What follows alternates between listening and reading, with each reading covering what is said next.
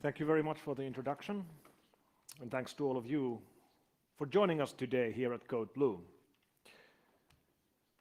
My name is Mikko, and I hunt hackers. That's my job. That's been my job most of my life.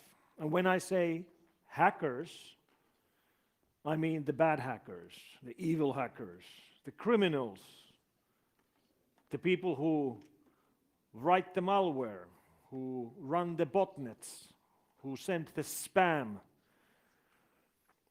And that's been my job for 27 years now. I joined F-Secure in 1991. And during these 27 years, we've gone through revolutions, technological revolutions. First in the shape of internet becoming commonplace, and right now in the shape of the IoT revolution being underway. Eventually we might even see the third major technological revolution during one lifetime, which would be artificial intelligence. It's going to still take some time for us to see real wide AI, but it might just happen during one lifetime. So internet revolution, IoT revolution, and AI revolution. Now I remember when I set up the first website for F-Secure. It was in April 1994. F-Secure is headquartered in Helsinki, Finland. And I remember that in Finland there were 16 websites before our website. Our website was website number 17. That's how early days it was. But I still remember how obvious it looked that this will become a huge thing.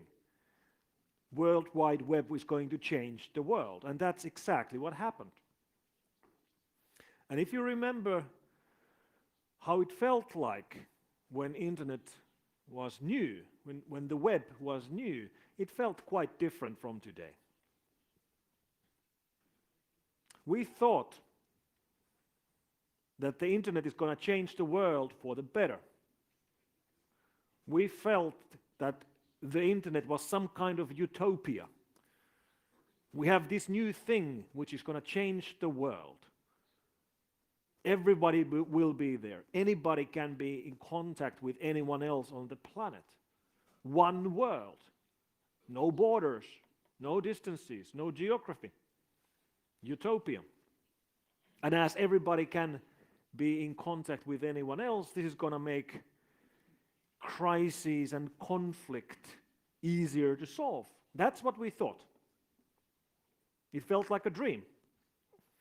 Unfortunately, in many ways, that dream has now turned into a nightmare.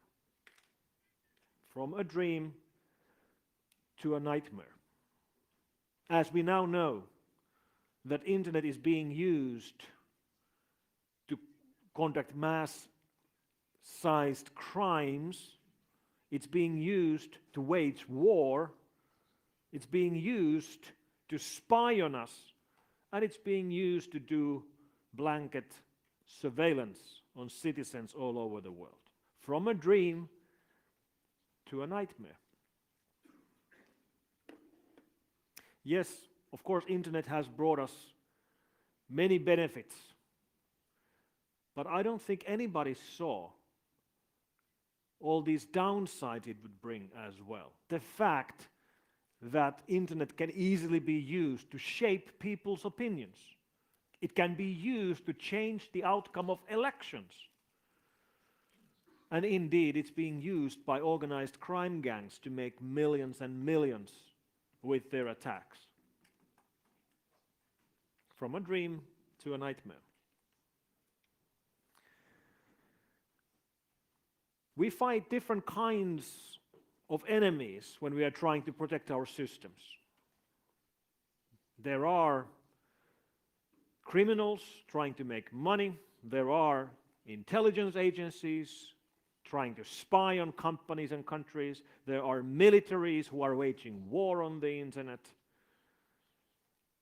But the most common problem indeed is a money-making criminal.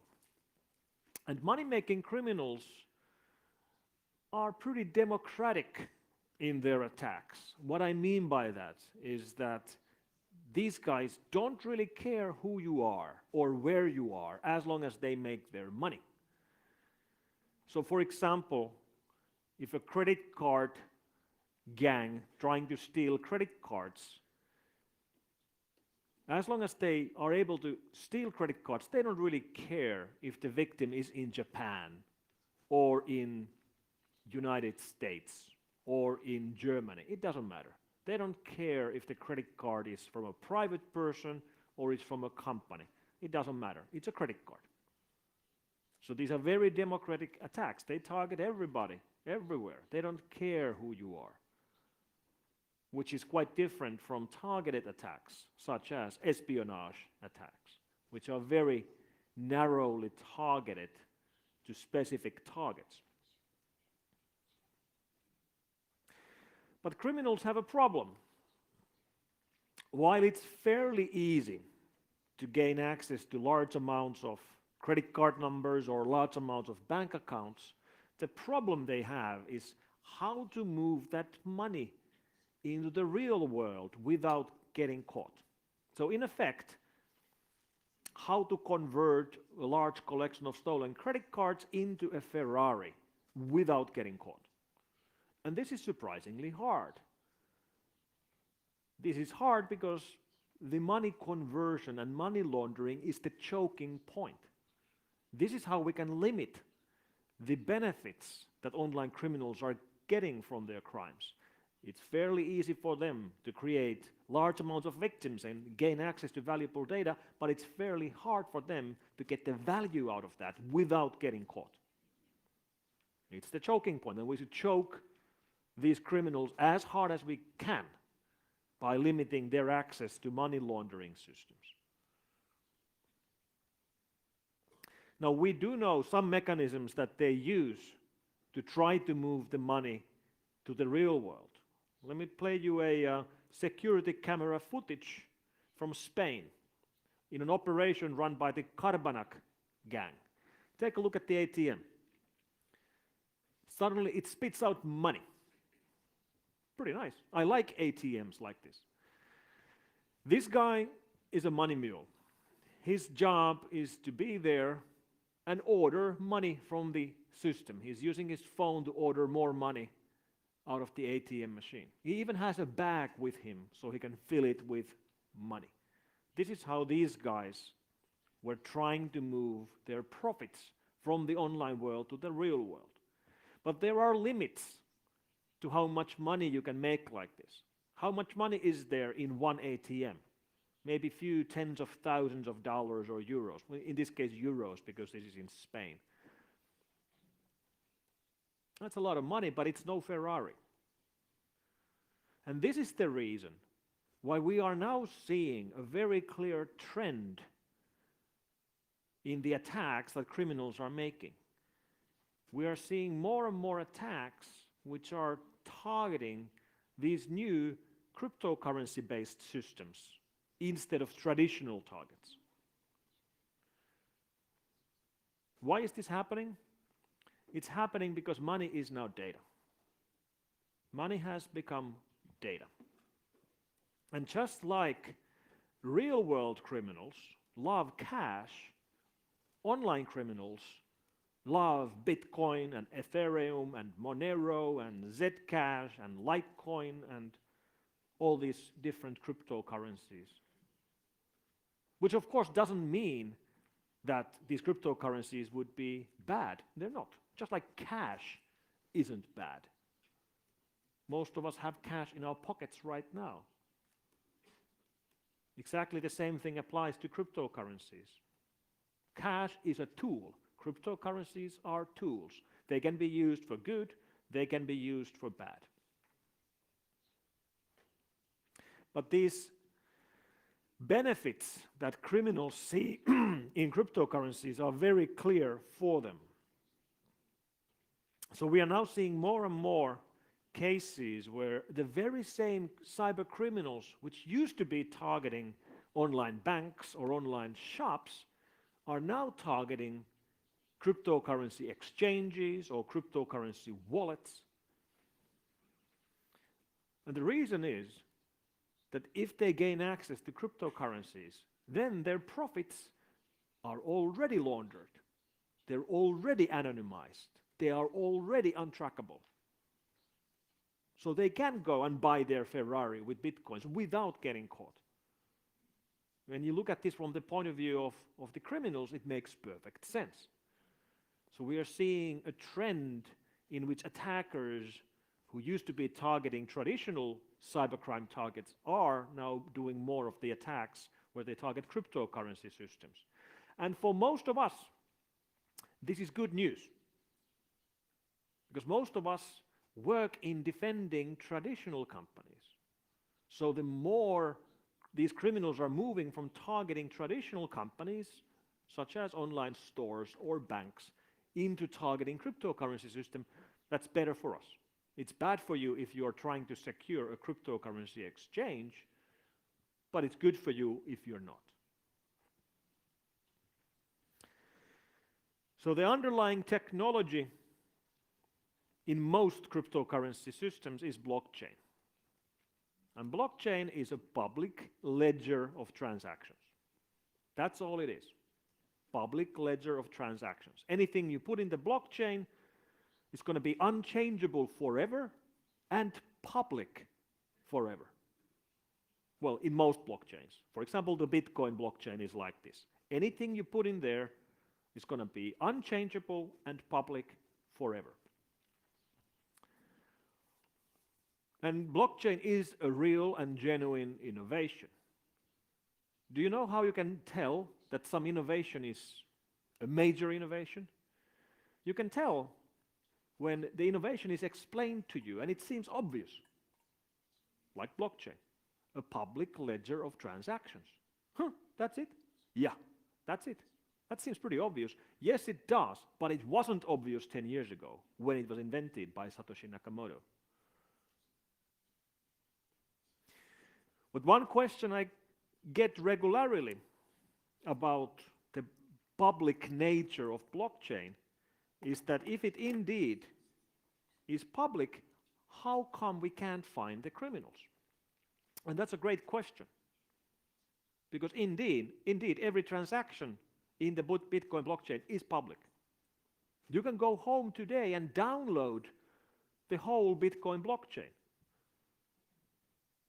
And that one file will contain every single transaction ever done in Bitcoin from the first transaction in 2008. It's all there in one single file. So how hard would it be to follow the movements of money in this blockchain since everything is public? Well, let's take a look. This here visualizes one Bitcoin wallet. The circle at the center of the screen visualizes the address in which victims of the Petya ransomware Trojan were sending their ransoms, the ransom payments. On the 26th of July last year, we saw that the gang behind Petya started moving money from the original wallet. They moved the bitcoins from the original wallet to 6 new wallets. And you can see the size of the transaction visualized by the size of the circle. And this is easy to see. You just download the Bitcoin blockchain and look at transactions. You can see them doing these transactions.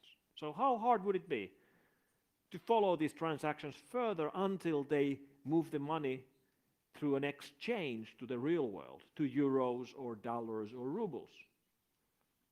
Well, this was the 26th of July. On the next day, they moved the money from these 6 wallets to these wallets. And this went on for several days. And then they started moving money from the Bitcoin blockchain to the Monero blockchain. And that's where we lose track. We have no idea where the money went. Online criminals love cryptocurrencies, just like real-world criminals love cash, because they're anonymous, they're untrackable, easy to launder. And this is the reason why we've seen this massive amount of ransomware Trojans. Here's our roadmap for ransomware Trojan families, and the roadmap has become so large it doesn't even fit on a single slide anymore. We are tracking hundreds of different ransomware Trojans out there, and more are being generated all the time. Cryptocurrencies are the explanation for this explosion. We had ransomware Trojans before Bitcoin, but they never became a big problem. Now they are a massive problem. We're also seeing a lot of scams where online scammers are trying to fool people to lose their cryptocurrencies. For example, scams where they pose as celebrities like Elon Musk. Here Elon Musk is giving away free money. Free Ethereum, just send him a tiny amount of money and he will send you back 10 times more. And of course he won't, because that's not Elon Musk. If you look at the Twitter handle, that's Elon Musk with 3 L's. So does anybody fall for this? Well, the transactions are public. We can look at the Ethereum address in the Ethereum blockchain, and in this case that address has received 283 Ether, which translates to $200,000 US. So yeah, people do fall for this. And different people are being used to send these scam messages, typically on Twitter. I've been used. Here's a tweet which I didn't send, in which I'm giving away free Bitcoin, free Ethereum, and free Litecoin.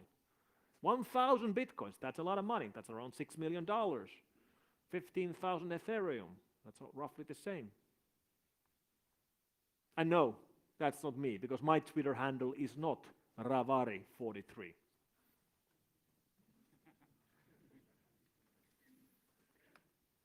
And then we see regularly actual thefts, especially thefts targeting cryptocurrency wallets or cryptocurrency exchanges. All these cryptocurrency exchanges have been hacked. And this makes a lot of sense from the attacker's point of view. When attackers want to make a lot of money, they have to target an organization which has a lot of money. For example, a bank. Banks have billions. If you can break into a bank, you can steal billions. But it's hard to break into a bank. Why? Because banks have been around for decades or even hundreds of years. They have thousands or tens of thousands of employees. Their security team has dozens of people. They've been doing security for decades. It's a hard target. However, these exchanges, many of them control billions of dollars. It seems crazy, but it's true. The amount of cryptocurrencies they have in their accounts can translate to billions of US dollars. But these companies have not been around for decades. They do not have thousands of employees. They don't have dozens of security people. These are startups. The whole company might have 20 people. This is an easy target when you compare it to a bank, but the amount of money you can steal is roughly the same as hacking into a bank. This is why exchanges are being targeted. And such attacks, where exchanges are being targeted, are not only done by criminals. In some cases, they are being done by governments. Especially North Korea has a track record of trying to break into cryptocurrency exchanges to steal cryptocurrencies. North Korea was also behind the WannaCry attack from 2017. And that's highly, highly unusual. highly unusual to see that a government would be willing to go so low that they are ready to steal from others. It seems incredible that there is a country on this planet which is willing to create and deploy ransomware Trojans to try to fix their budget deficit. But that's what we've seen. And this makes the attacks that we've seen from North Korea unique.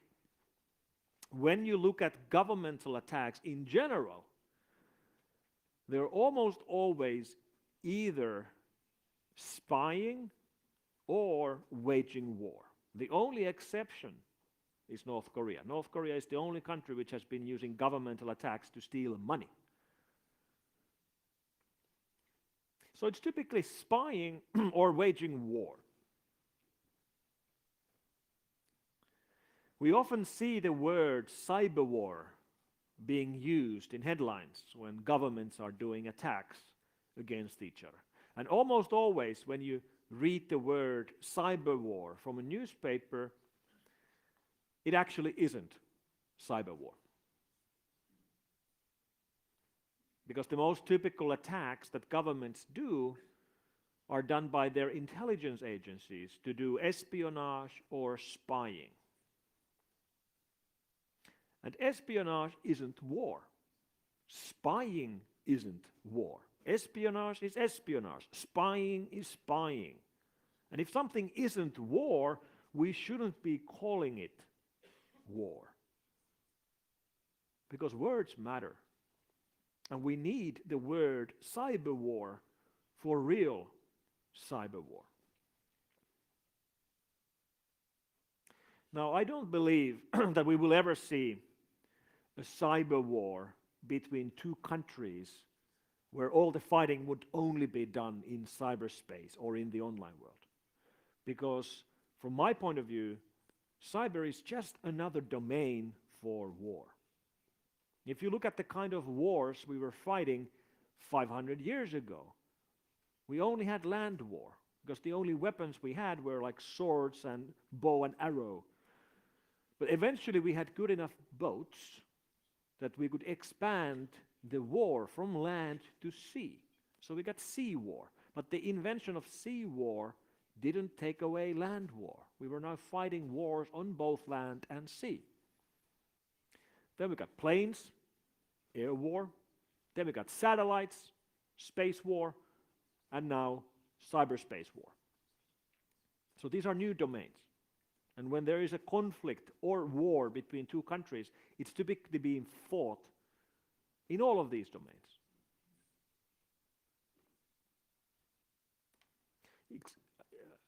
Exactly in the same manner, spying is expanding to new domains.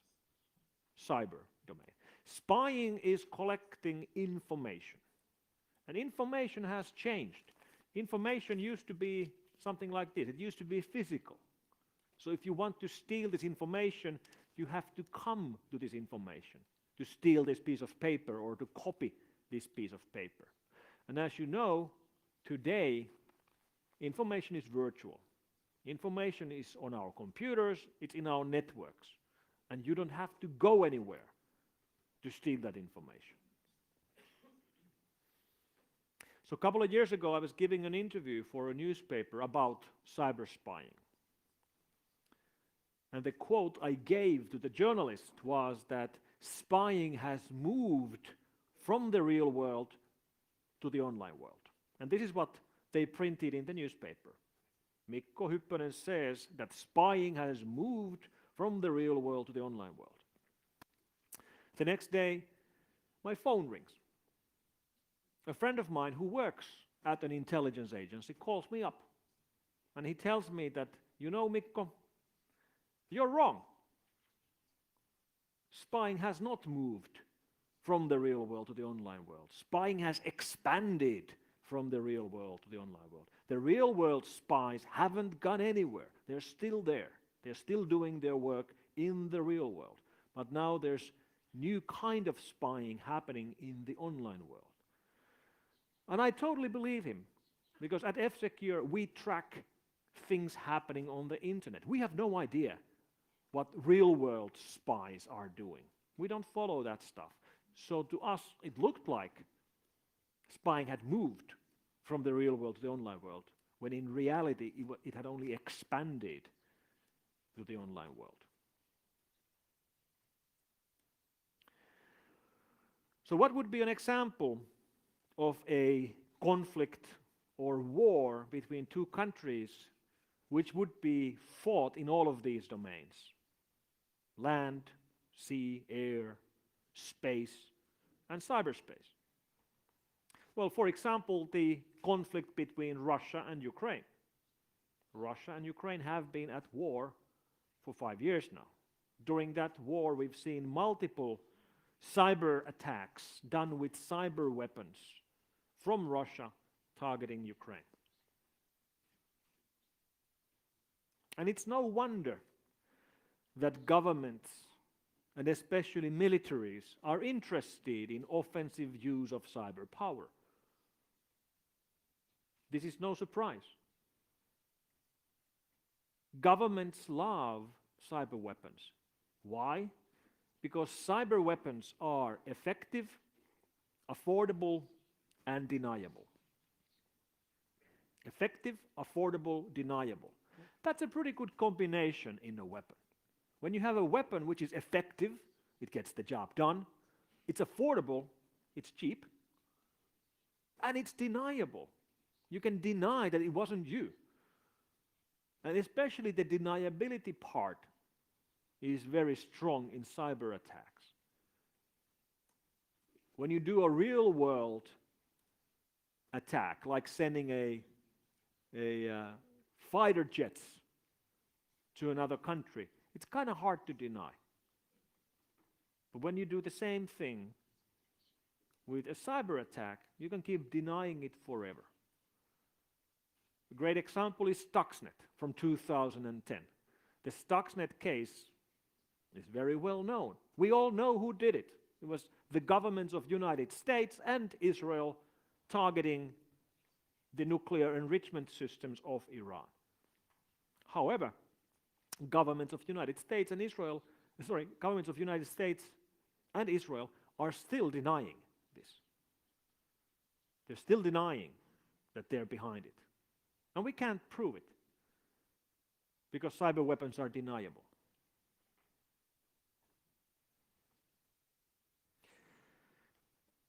So we got a good example of real-world usage of a cyber weapon in a cyber war last summer of 2017, with the Petya or NotPetya attack. This was a cyber weapon which claimed to be a ransomware Trojan. It wasn't. It was a destructive Trojan which was designed to halt the society of one country, Ukraine. It looked like a ransomware Trojan, but it wasn't. Even if you paid the ransom, you wouldn't get your files back. So how were the Russians targeting one country? How was the targeting done? Well, to target just Ukraine, they used an attack against the Ukrainian software company. The Russians hacked into a company manufacturing this piece of software, a bookkeeping software called MEDoc. The software is made by a company in Kyiv, in Ukraine, the capital of Ukraine, and this software is only used in Ukraine. It only runs in Ukrainian language. It can be used to do bookkeeping, and very importantly, it can be used to file taxes to the Ukrainian government. This is the de facto way how Ukrainian companies file their taxes every year to the Ukrainian tax authorities. All Ukrainian companies run this. So the Russian attackers hacked into this company, and they hacked their update servers. And then on the 29th of June 2017, they sent out an extra update to every customer. And that update was Petya. If you were running ME-DOC on the 29th of June, you got infected. And once one machine was infected in your network, then Petya started stealing access tokens and credentials to spread further in the network. And in many cases, it gained access to admin credentials, even domain admin credentials, meaning it spreads like wildfire. The end results in Ukraine were devastating. Majority of Ukrainian companies were hit. They lost massive amounts of data. The whole society suffered. However, this is not the story we heard in the summer of 2017. Instead, we heard a story about Western companies fighting Petya all over the world. Companies from Europe, companies from North America, from South America, from Asia. And these companies had nothing to do with Ukraine. Construction material companies, food companies, or companies like Maersk, which ships containers all over the world. This company is from Denmark. It has nothing to do with Ukraine. Why did Maersk get hit? Well, even though this company has nothing to do with Ukraine, they do business in Ukraine. Every fifth container on the planet is shipped by this company, many of them being shipped to Ukraine, which means this company has to file taxes in Ukraine. And if you have to file taxes, the way you do it is by running ME-DOC. So on the 29th of June, Maersk got an internal infection into their network through the ME-DOC update. The infection spread like wildfire and overwrote 40,000 laptops. 40,000 laptops. But that's not the worst part. It also overwrote 4,000 servers. And the problem when you lose 4,000 servers instantly is that this is hard to fix, because those servers are in data centers around the world. And once they get infected by Petya, those machines are no longer running Windows. Now they are running Petya, which means you can't remotely fix them. You can't remotely manage them anymore. You have to physically go on location. So during the Petya outbreak, many companies were sending consultants on planes to data centers around the world, carrying Windows boot CD-ROMs in their backpacks to go and rebuild servers from scratch. But that's not the worst part either. In addition of losing 40,000 workstations and 4,000 servers, they also lost their ADs, their Active Directory servers. This company had 151 AD servers all over the world.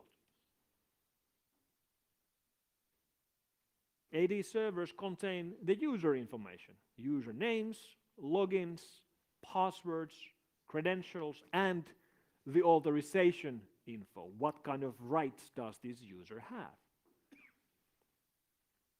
This company had 151 ADs all over the world, and they did not have a backup of this data. I mean, why would you need a backup? You already have 151 backups. These servers are constantly synchronizing the information with each other. And certainly you're not going to lose all 151 ADs at the same time. Except that's exactly what happened.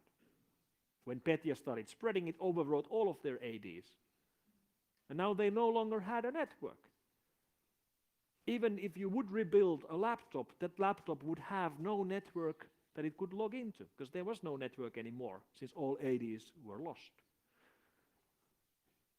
Although, when they started investigating the case, they realized that they had 151 ADs, and of those, they could confirm that 150 were overwritten. And then there was one AD that they couldn't find. Eventually, they figured it out. The missing AD was in Africa, in Ghana. Turns out that the data center in Ghana had a power outage during the Petya outbreak. So then they made a very careful phone call to Ghana, Africa, telling the IT staff there not to plug in the server. And then they sent someone physically to go and collect it. This is how they rebuilt their network. They got lucky.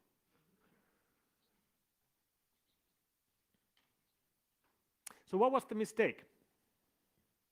What was the mistake that these companies made? They had to run this software. There was no option. If you want to do business in Ukraine, you have to file taxes in Ukraine. If you want to file taxes in Ukraine, you have to run this software. The default setting in the software was automatic updates enabled. And if these companies would have come to me before Petya and asked my opinion that is this a good idea? Is it a good idea to leave the default setting of automatic updates enabled? I would have told them yes. Because this is what we have been telling companies for 10 years. Patch your systems, update your systems. Automatic updates will give you better security. Well, in this case, it was the updates which burned these companies. Nobody expects to get hacked just because they run a bookkeeping software.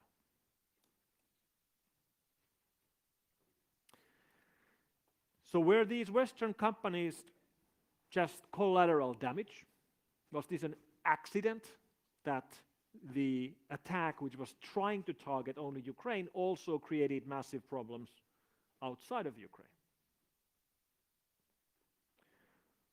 The size of this problem is huge. I believe that Petya was the single most expensive computer security incident in history. I believe this cost more money than anything, more money than any other malware outbreak, more money than any hack ever, more money than any data leak ever. And this happened last year. So maybe these companies outside of Ukraine were just collateral damage. Or maybe the Russians were trying to send a message. And the message is, don't do business in Ukraine. If you do business in Ukraine, we will hurt you. We don't know which one it is.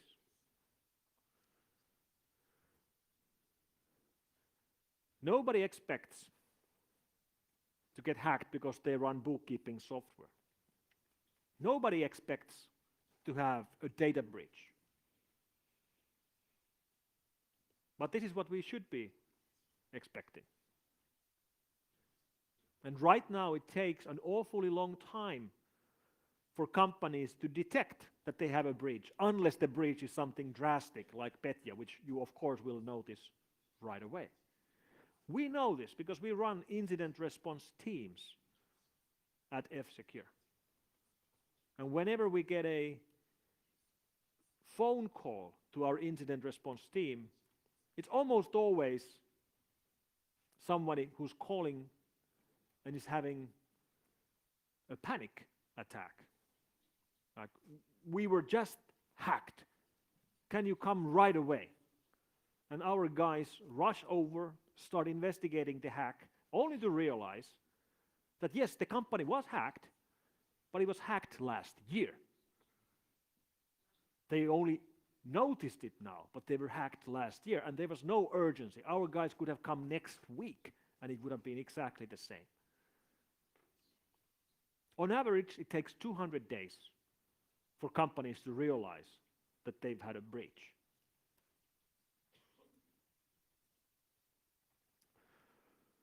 Two months ago, we heard about the Ticketmaster breach, in which 40,000 people lost their credit card numbers as they were buying tickets to different events from Ticketmaster.com. How did this happen? Well, it happened because Ticketmaster had installed a chatbot on every page on their website. You know, these chat windows that pop up from the right corner of the browser when you go to a website, where there's some helpful individual asking that, how can I help you? Well, That pop-up window is effectively a couple of lines of JavaScript. In this case, this service was actually purchased from a third-party company, a company called Inventa. Then Inventa got hacked, and the attackers changed the JavaScript, which was loaded on every page of Ticketmaster. And when I say every page, I mean every page, including the pages where users check out their tickets and including the pages where customers type in their credit card numbers. So now the JavaScript was reprogrammed to steal the credit card numbers as users were typing it in. Nobody expects to get hacked because of a chatbot. Or if we look at one of the largest credit card thefts in history, 5 years ago we saw the case with Target, one of the largest retail chains in the United States. They didn't lose 40,000 credit cards, they lost 40 million credit cards. 40 million credit card numbers which were stolen over months and months as customers were paying for their purchases at the cashier desks in Target shops. They lost their credit card number because the credit card terminals had been modified by an attacker. How did the attacker get in? Well, the attackers got in through the ventilation system. And when I say ventilation, I don't mean Tom Cruise or Bruce Willis crawling in through the ventilation pipes. What I mean is that the attackers hacked the computers running the ventilation and refrigeration systems used by Target. Because ventilation systems today in every building are being controlled by ICS boxes, industrial control system, effectively Linux servers, which don't look like Linux servers. Once the attackers got into the ventilation computers, they were able to move from there to the core routing network of Target, from there to the financial network, and from there to the credit card terminals. Nobody expects to get hacked through the ventilation systems. But this is what happened. And the larger your network, the harder it is to keep attackers out. How many of the Fortune 500 companies are hacked right now? Answer: 500. Every single one of them. Why? Well, if you are a Fortune 500 company, you have at least 100,000 workstations. And if you have 100,000 workstations, you have a breach. Guaranteed. Somewhere in the network. It might be something small. It might be a single infected laptop in an airport lounge, but that's a breach. So the larger your network, the more likely it is that you have a breach right now.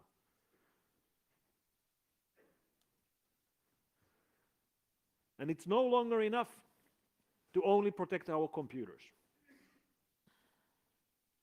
I'm a computer security guy. I've been a computer security guy all my life. And I used to think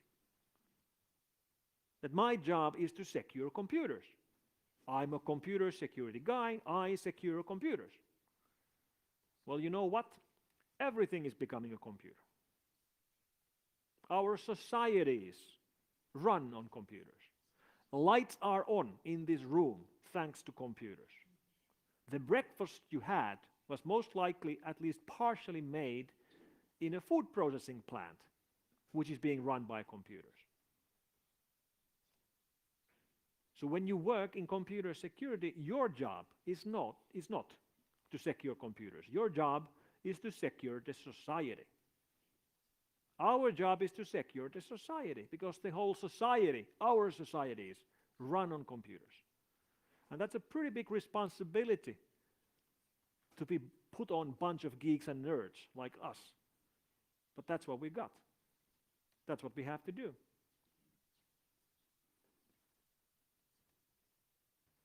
And we are seeing more and more attacks which are targeting these new kinds of devices. Devices like that. Over the last 5 years, we've found an ever-increasing number of botnets which only infect things that are not computers.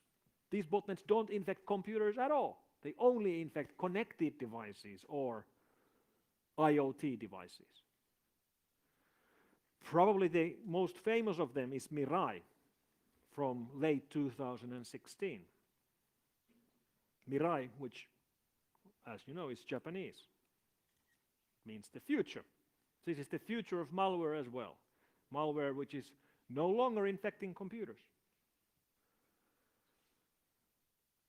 And I remember when Mirai was going around, when the first Mirai outbreak started, the botnet was used to launch a massively large denial of service attack against the second largest domain name service provider on the planet, effectively hurting the whole internet.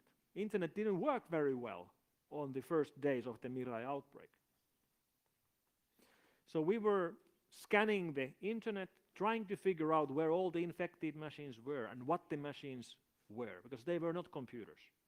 Some of them were kitchen appliances, many of them were security cameras. And I remember I called this one law firm that we fingerprinted as having an attack coming from their network. I actually called them up on the phone.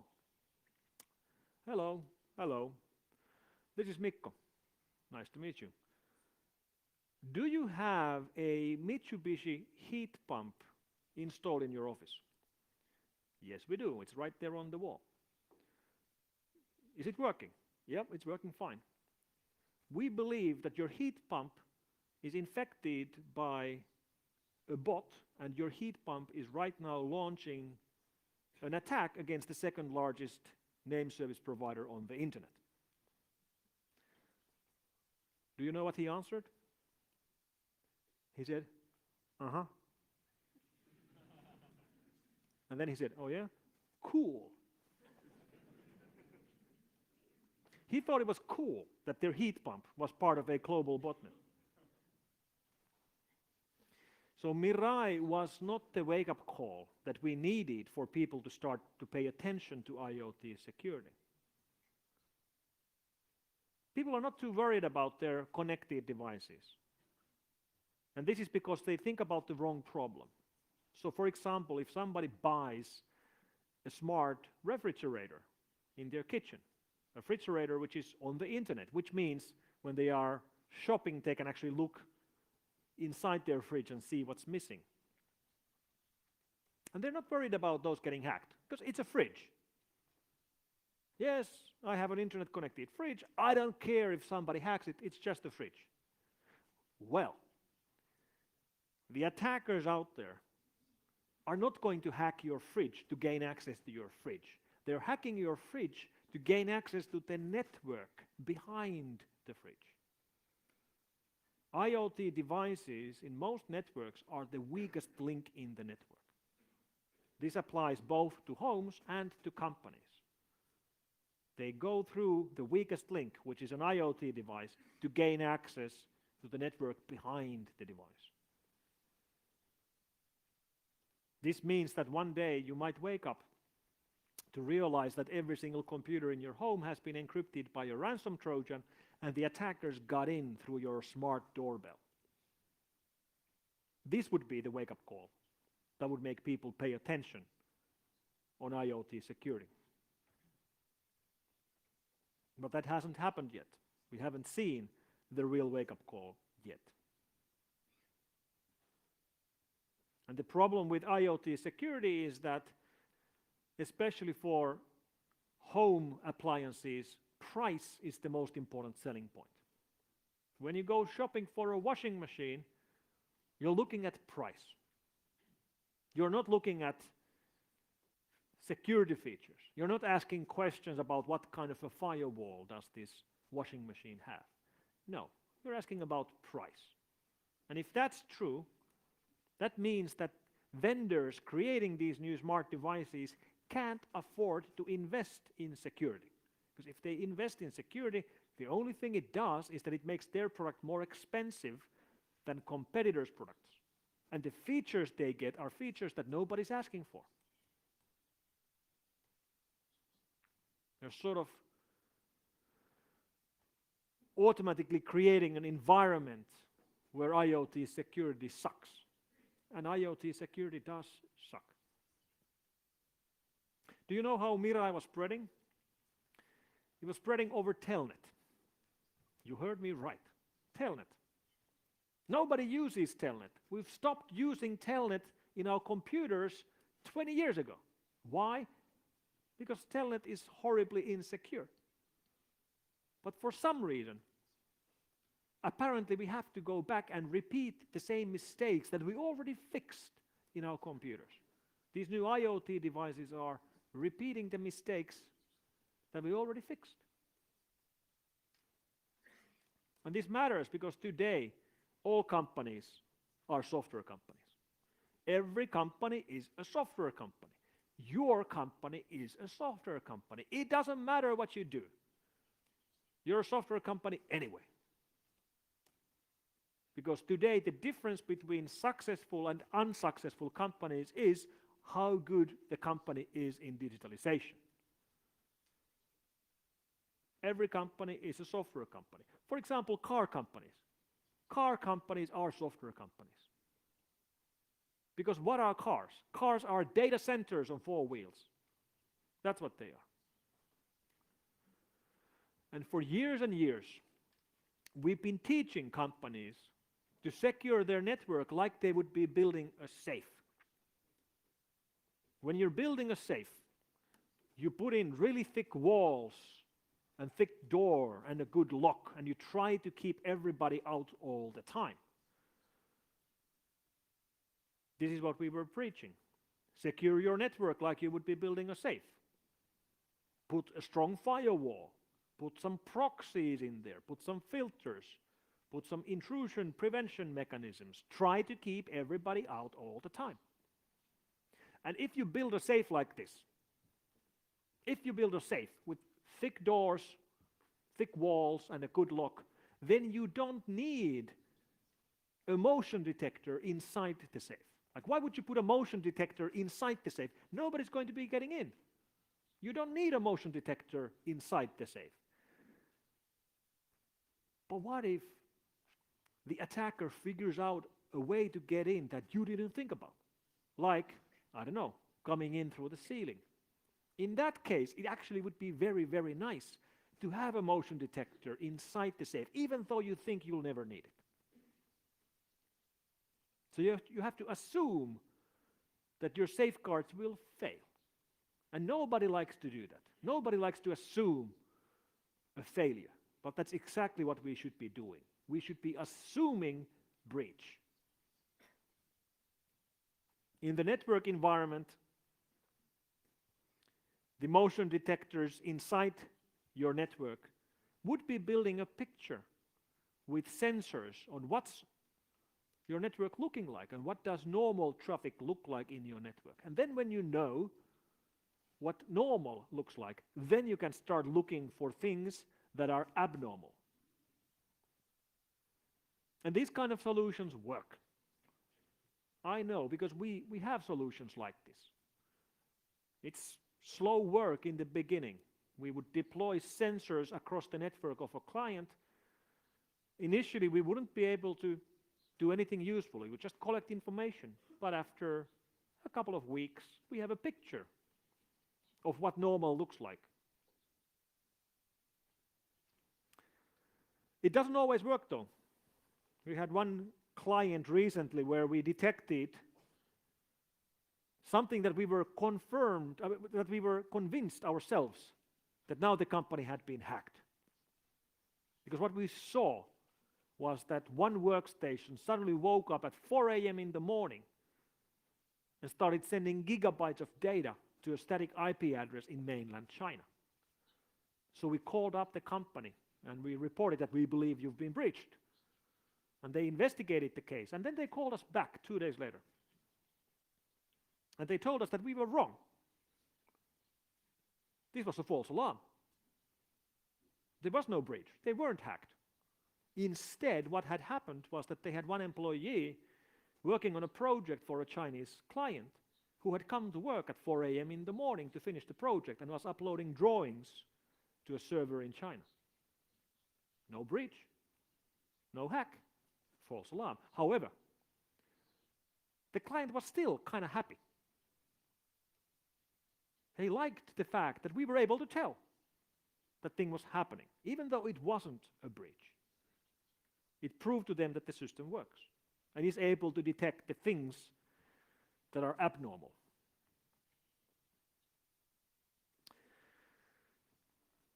So we've gone from a dream to a nightmare.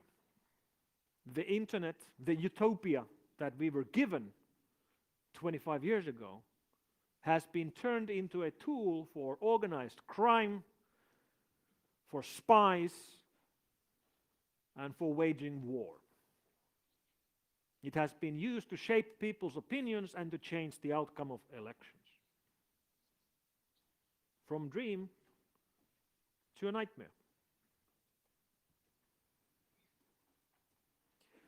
And this is the reason why we have to be doing a better job in securing our networks.